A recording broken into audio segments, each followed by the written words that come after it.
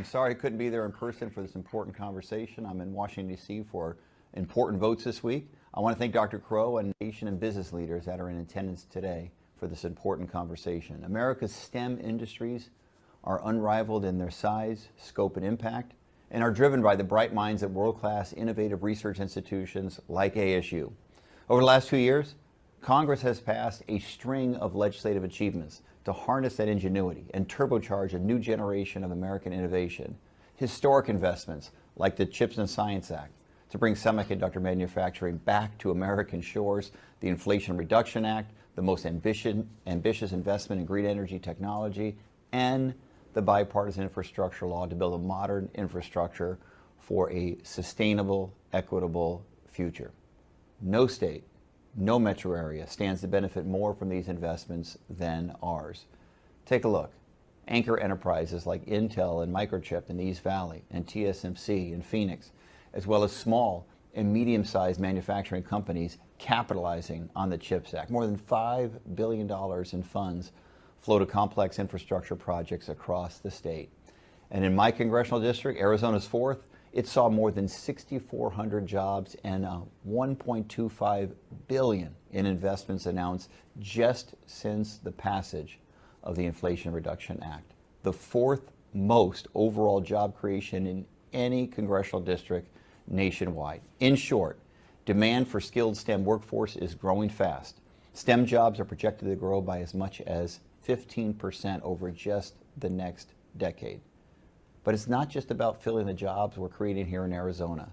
STEM fields call out the bright, talented students eager to solve our biggest problems, like fighting climate change and helping us meet our water needs, or competing and winning the modern space race, or curing cancer.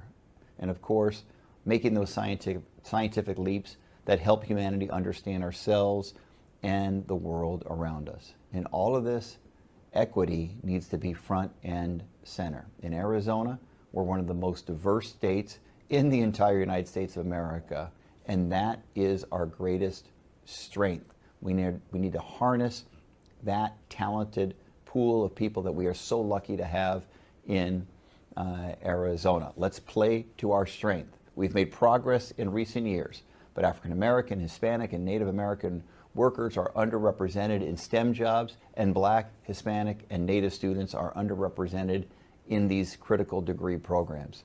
And while women are making gains in healthcare and life and physical sciences, they're still vastly underrepresented in critical fields like engineering and computer science. For the United States to preserve its lead in technological research and design and set our businesses up to compete globally, we need a robust STEM workforce, one that attracts and empowers people from all walks of life. And we need to attract and retain the brightest minds from around the world by fixing our skilled immigration pathways. And we have an urgent need to invest in reskilling and upskilling Arizonans already in the workforce. There is no room to leave anyone behind. To achieve all of this, we need to have frank, open conversations and deepen partnerships with private sector and educational institutions at all levels, from pre-K through our colleges and universities. And of course, local, state, and the federal governments need to do their part.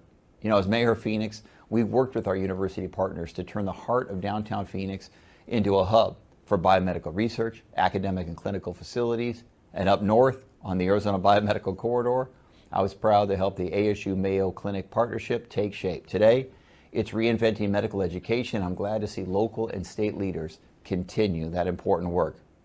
Now in Congress, I've worked to get our friends down the road at Maricopa Community Colleges $1 million in federal funds to develop and expand STEM curriculum and create additional seats to prepare students for good-paying careers as lab technicians, bioscience quality systems managers, and bioscience process managers.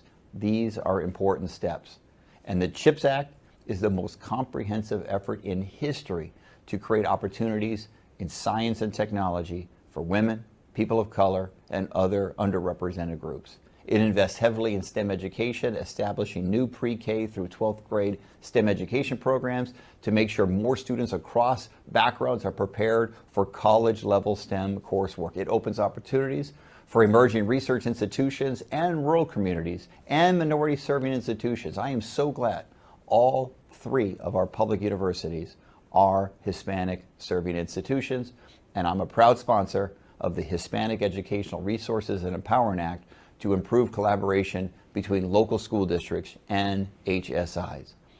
But the CHIPS Act won't build inclusive innovation ecosystem on its own, and it's going to take a concentrated effort by all of us. At its core, this is about making sure America can compete and win on the global stage. And towards that goal, I look forward to working with each and every one of you. So thank you for being active participants in today's important conversation.